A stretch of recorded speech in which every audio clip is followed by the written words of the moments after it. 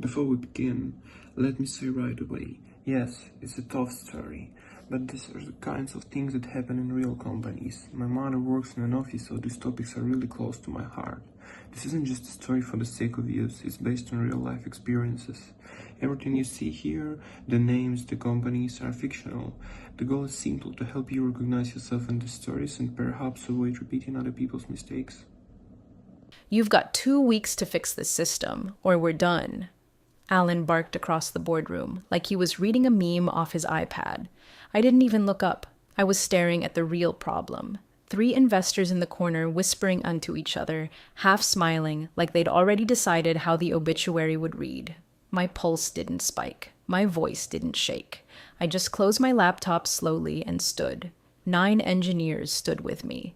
No cue, no warning, just a shared instinct, like when a flock turns midair. Alan's jaw twitched. The interns by the glass froze, like they'd just witnessed a live resignation tsunami. One of them dropped their pen. I almost smiled.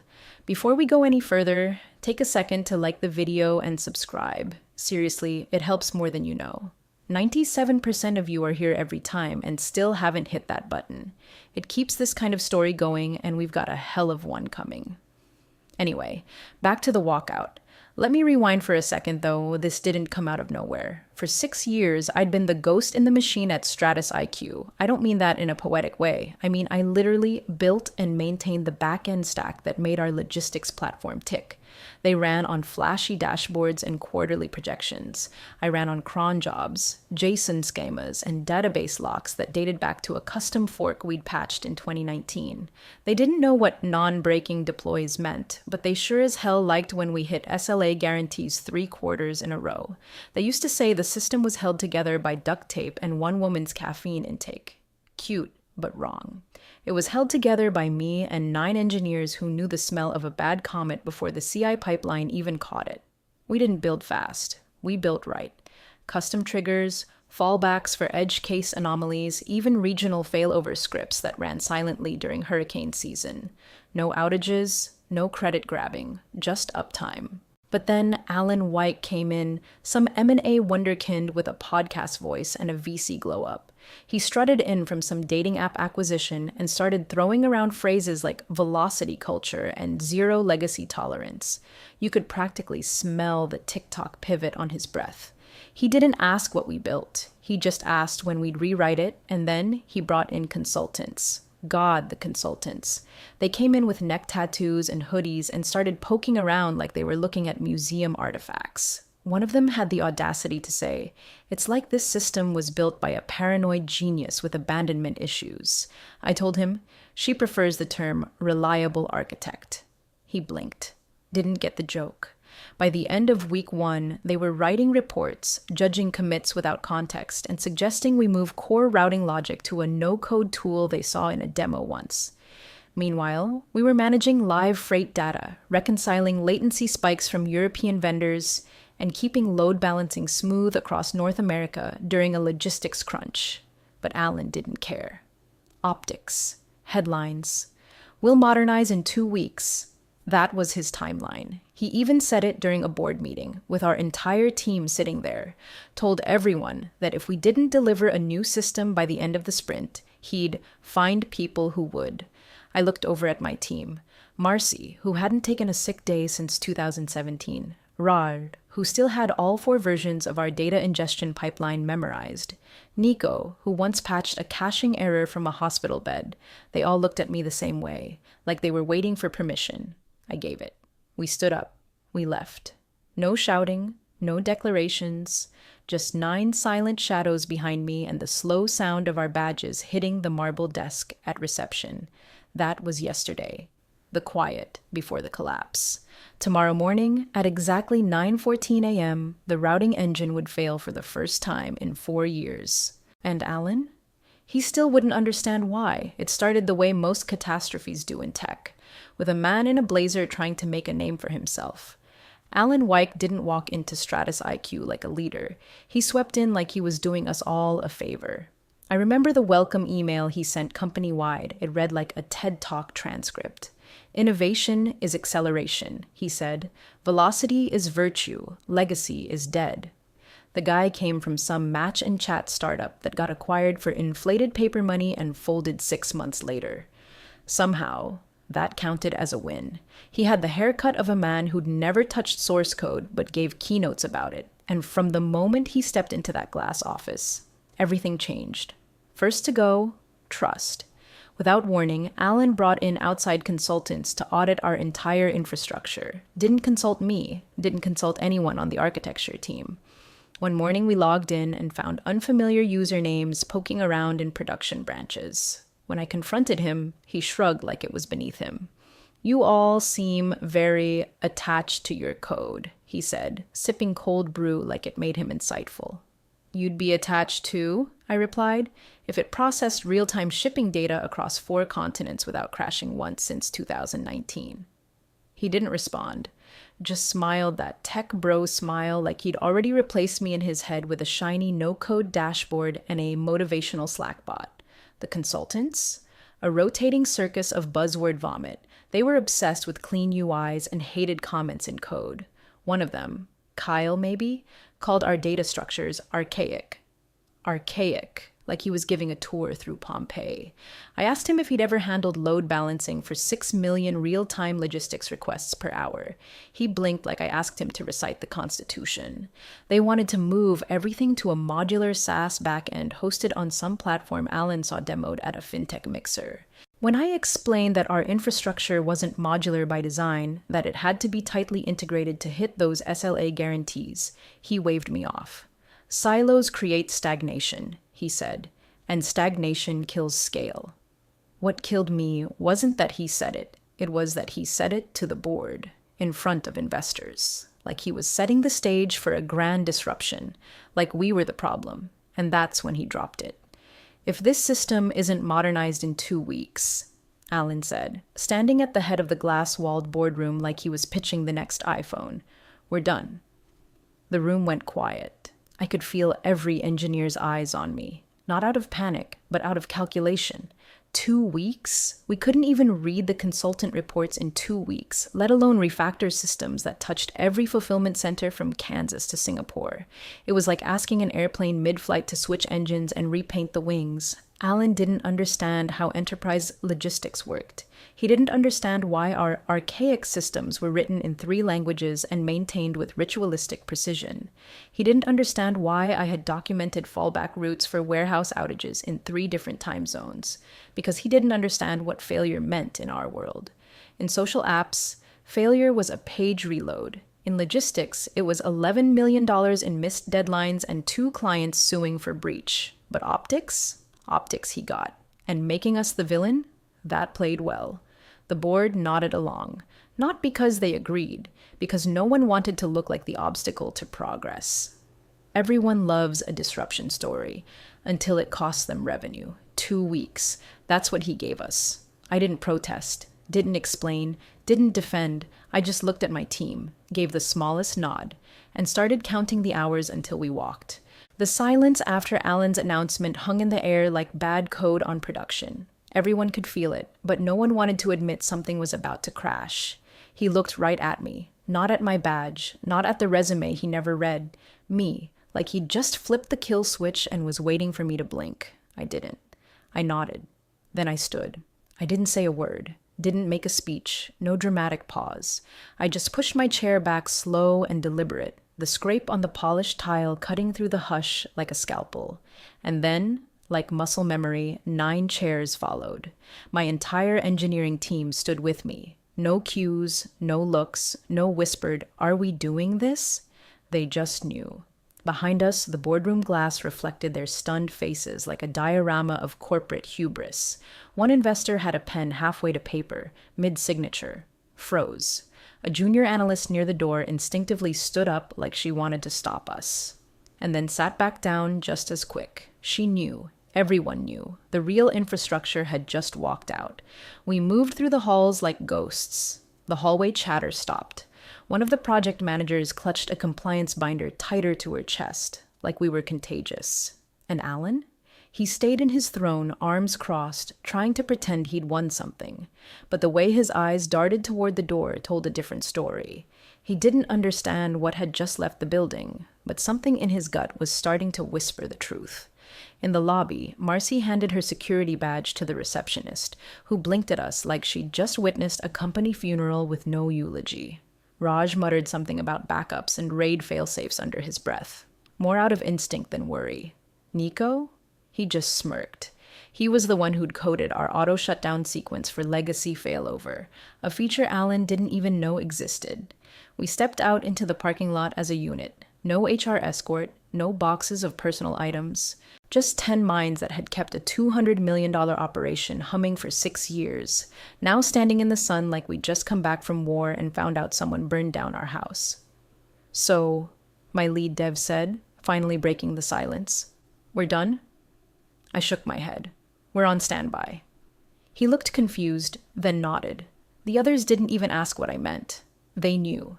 We'd spent the last 6 years engineering more than systems. We'd engineered leverage. Every critical process, every access pattern, every compliance audit requirement had one thing in common: us. And when I say us, I don't just mean our fingers on keyboards. I mean our tokens, our biometric approvals, our knowledge of why the scheduling demon rerouted loads differently on federal holidays. You can't Git clone that. I watched the glass building behind us for a beat longer, then opened my car door. "Let him figure it out," I said, and we all drove off. Separate cars, same destination, quiet, patient readiness, the kind that comes just before everything goes dark. At 9:14 a.m. the next morning, the world ended. Not the dramatic kind, no mushroom clouds or screaming headlines, just silent failure. A kind that only logistics people understand, a kind that doesn't scream, it erases. The Stratus IQ routing engine didn't glitch or slow down, it ceased. Fully. Like someone yanked the power from a life support machine and walked out of the room. 1 second, everything was humming along. Trucks moving, routes calculated, freight updates pinging dispatch centers with real-time efficiency. The next, dead dashboards. Error logs flooding. Fulfillment centers pinging blank screens like Morse code in the void. API endpoints spat out 503s like popcorn. Every external client dashboard frozen. Alan didn't notice at first. He was in his office doing what he did best, talking about progress, pitching an investor on a leaner, faster, smarter future. Probably even name-dropped ChatGPT like it was part of our pipeline. But the moment someone from Ops knocked with that tight, pale look on their face, you could feel the pressure drop. He followed them to the war room like a man walking into a house and only just smelling the smoke. Inside, it was chaos. Marketing asked if it was a DNS issue. Sales wanted to know if this would affect renewals. Someone from finance asked if refunds needed legal sign-off. No one could access the control panel, because there was no control panel. Our infrastructure didn't run on vendor dashboards or drag-and-drop containers. It was handcrafted, deliberate, contextual. Every task was orchestrated through custom automation layered with permission scripts. We built it that way because we had to. Logistics doesn't forgive. The system wasn't just ours philosophically. It was technically ours. Deployment required quorum, 3 engineering leads minimum, scheduled tasks, biometric confirmations, access to critical logs, rolled daily, encrypted, decrypted only through personalized keys.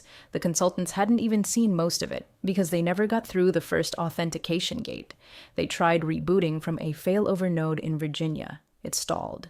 They tried rerouting through a backup in Chicago. It choked. One brave soul tried hard-coding a bypass script and triggered a recursive shutdown protocol. At some point, someone whispered the words no one wanted to hear. We need to call them. Them. Us. The team Alan pretended he didn't need. My phone buzzed once, then again, then 9 times in a row. Different numbers. Voicemails piling up. A Slack ping from a burner account someone must have found. Then an email from Alan himself. Subject line: urgent. Please respond. I didn't open it. Neither did anyone else. We'd walked away clean, quiet, with no threats, no theatrics, but that didn't mean we left them alone. We left them dependent. Every process Alan dismissed as legacy tied directly to the people he dismissed as relics. And now those relics weren't picking up. They were watching the system buckle under its own arrogance, watching people scramble for access they never earned, watching Alan sweat through his pressed shirt while trying to explain to stakeholders why trucks were stalled in 4 time zones and the ERP system thought it was 1970. The discomfort wasn't just operational. It was existential. They hadn't just lost a system. They'd lost the only people who knew why it worked. By the second morning, the desperation was no longer subtle. The war room turned into a morgue with better snacks. Consultants now wore their lanyards like choke collars, hunched over keyboards trying to brute force a system that never ran on force. Every whiteboard was filled with dead guesses and arrows pointing to nowhere. Could be container lockout? Maybe Redis permissions? What if we run a dummy trigger with elevated... Nope. Every fix they proposed depended on something we built and something we owned. That was the problem. They didn't just fire a team. They fired the only people who had the keys to a digital cathedral built brick by encrypted brick. I got a text from Nico. They finally found the repo's private forks. Poor bastards think they found a treasure map. Don't even know it's in Klingon. The consultants dug through our Git repos like raccoons in a dumpster. They pinged dormant branches, tried to reconstruct pipeline configs, even spun up a local copy on a staging cluster. But the first deployment test failed. Not because of syntax, not because of environment mismatch, but because every deploy, every single one, required a quorum signature. 3 keys, all distributed to senior engineers, a design choice we made after a vendor tried hijacking an update rollout back in 2020. Our contracts allowed it. Our lawyers approved it. Alan hadn't read that far, so they escalated. Legal called. The voicemail was polite, urgent, but composed. I waited 2 hours, then replied via email. All architecture and access patterns were documented per contract. Please consult Appendix F. It was a single sentence. No greeting, no signature, just the truth. Appendix F had one purpose, reactivation. It was a clause buried 63 pages into the original engineering agreement I negotiated in 2018 after a round of exec reshuffles nearly wiped out our test servers. I insisted on protection for the people who knew how the system actually worked. It stated, in clear language, that in the event of unplanned termination or abandonment of key personnel, full system access would be locked pending arbitration unless the reactivation clause was triggered. To trigger it, you needed 3 signatures, mine and any 2 others from the original architect team, and that meant they needed us, not figuratively, not in some nostalgic, please come back, we need your vision kind of way. Literally, legally, technically. Alan, who loved 2-week sprints and hated red tape, had walked face first into the one thing you can't disrupt with buzzwords, a signed contract. They sent another message, less polite this time. Something about breach of duty and impact disclosures. I forwarded it to my lawyer. Let them swing, she wrote back. They're flailing. By now, the fulfillment dashboard had been offline for 43 hours. Clients were sending angry emails. 2 threatened to trigger SLA penalties. Finance was panicking over revenue leakage. Someone in sales tried to reassure a major client by saying, "We're in a brief transition window." That client CC'd the CFO and used the phrase, "gross negligence 4 times." Meanwhile, I watered my plants, logged off social, took a walk, and waited, because they had fired the people who built the vault, without checking if anyone else knew where the skeleton key was buried. The email came in at 7:42 a.m., marked urgent, flagged red, and followed by 2 more within the same hour. This time, it wasn't from Alan. It was his assistant, Julia something, trying her best to sound composed while clearly typing from a keyboard soaked in panic sweat. Subject: critical system downtime, contractual re-engagement request. She asked, politely, desperately, if we could discuss a potential short-term advisory role to assist in infrastructure reactivation. The kind of corporate plea written in soft legalese, like if you word it gently enough, maybe the fire burning behind you won't count as arson. I didn't reply right away. I made coffee, read the email again, then pulled up a folder labeled Wyke Insurance on my local drive, and sent back a single file. My signed employment contract from March 2018. No message, just the attachment. 30 minutes later, I got a reply. Can you clarify the relevance? So I opened the PDF, scrolled to page 14, highlighted section 9.3, and sent it again, this time with a note that said, "This is the relevance." Section 9.3, Core Continuity and Service Covenant.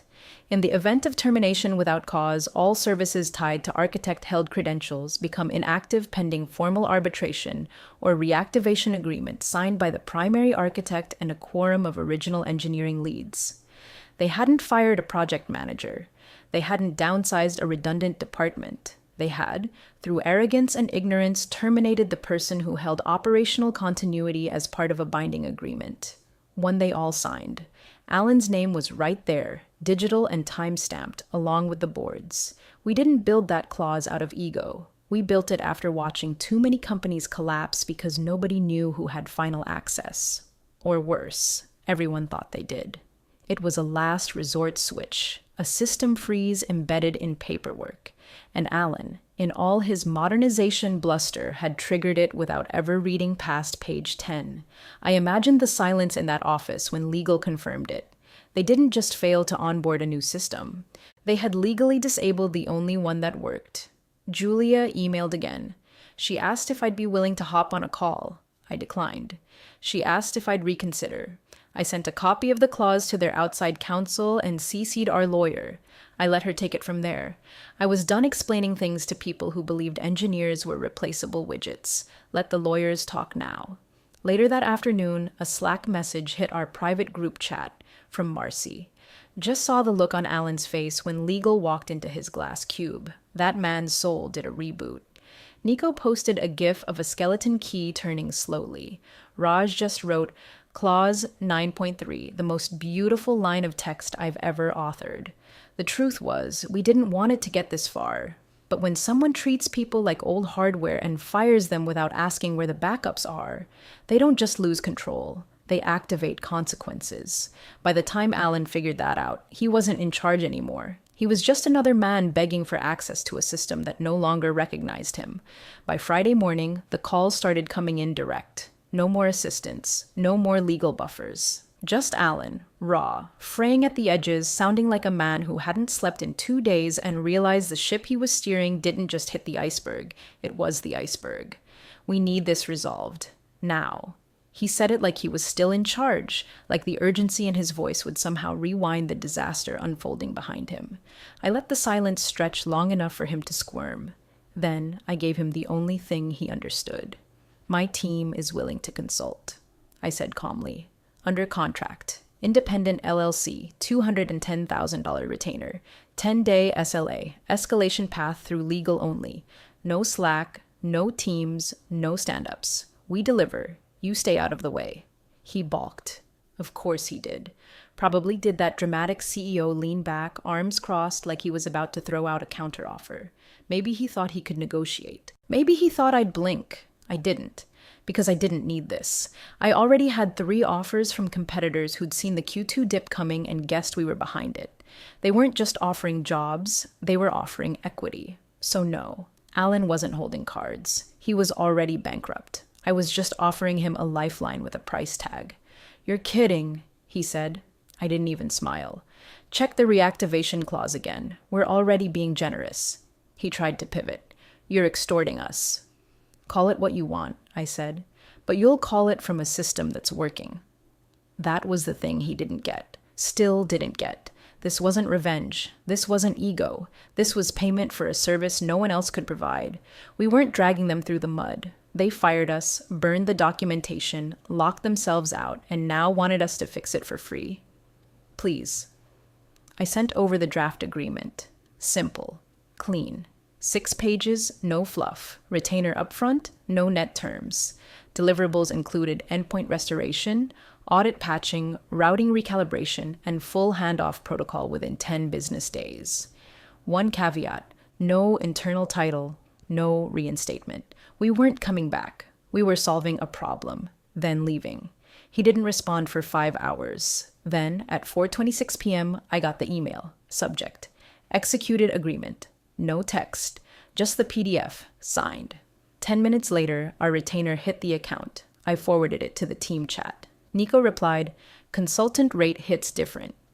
Raj: Guess who's about to get paid to undo 3 days of corporate stupidity? Marcy just dropped a link to a 5-star Airbnb cabin and a calendar block labeled Post-Retainer Recovery. We didn't cheer. We didn't celebrate. We just got to work. On our terms. Not because they deserved it, but because we were professionals. And because control isn't about holding the door shut. It's about being the only one who knows where the hinges are. Sunday night, we logged into a Slack workspace I spun up under our LLC's name. Neutral, locked down, invitation only. No company branding, no silly GIF bots. Just a clean slate for clean work. The 9 of us entered quietly, like surgeons scrubbing in. No banter, no bitterness, just links to the architecture documents we'd privately maintained all along and a checklist titled Reanimation Protocol. Nico pushed the first patch by 6:38 p.m. Marcy reactivated the regional routing scripts by 8:11 once we confirmed the encryption keys hadn't been tampered with. By 9:42, Raj dropped the new deploy scaffold that bypassed the corrupted consultant changes entirely. We didn't bother fixing what they broke. We replaced it with something that worked. At 11:58 p.m., I typed one line into the ops channel. Routing daemon active. Monitor for signal sync in 90. By midnight, the first ping came through. Successful handshake from the Atlanta hub, then Miami, then Chicago. By 12:27, regional ops centers were reporting stabilized load and recovery throughput. We didn't say, we're back. We didn't need to. The data said it for us. By Monday at 7:04 a.m., internal dashboards hit 92% uptime. Fulfillment queues caught up, real-time tracking resumed. Someone in client services actually cried, from what I heard. But here's the thing. We didn't attend the internal morning stand-up. We weren't on the call list. We weren't even in the company directory anymore. We just emailed our daily reports, signed, time-stamped, professionally structured, no emojis, no greetings, no extra commentary. Alan never responded directly. Not once. Word got around that he tried to thank Raj during a meeting, stumbled, and ended up thanking the vendor team. Cute. But even he knew we weren't vendors. We were the original architects. We were the system. We didn't speak to middle managers. We didn't take suggestions. When 1 p.m. tried to assign us a JIRA ticket, Nico responded with a screenshot of the contract clause that said we don't take unpaid direction. Boundaries. Glorious, airtight boundaries. Every deliverable we promised was delivered. Every gap we didn't promise, still broken. Still theirs. That was the real message. We weren't back to fix everything. We were back to fix what only we could. And once that was done, we wouldn't linger. Control wasn't walking into the building and demanding respect. Control was not walking in at all and still being the only reason the lights came back on. 6 weeks later, the Q2 filing went public. I wasn't looking for it. I don't obsess over postmortems. I build futures, not graveyards. But Raj flagged it in our group thread with nothing more than a single line. Appendix D, you're gonna love it. And I did. Tucked at the bottom of a 10-page summary, buried beneath optimistic language about resilience and learned lessons, was a line so sterile it practically reeked of shame. Operational disruption attributed to contractual misalignment with key personnel. Resolved via short-term consulting agreement. Cost impact, 1.8 Mars. That was it. No names, no mention of the 3-day blackout, no confession that we'd built the very system that imploded when they tried to modernize it with a whiteboard and a dream. Just a footnote. One paragraph to explain a collapse that triggered lawsuits, cost them 4 major clients, and nearly vaporized investor confidence. Nico printed it on company letterhead and framed it above our espresso machine.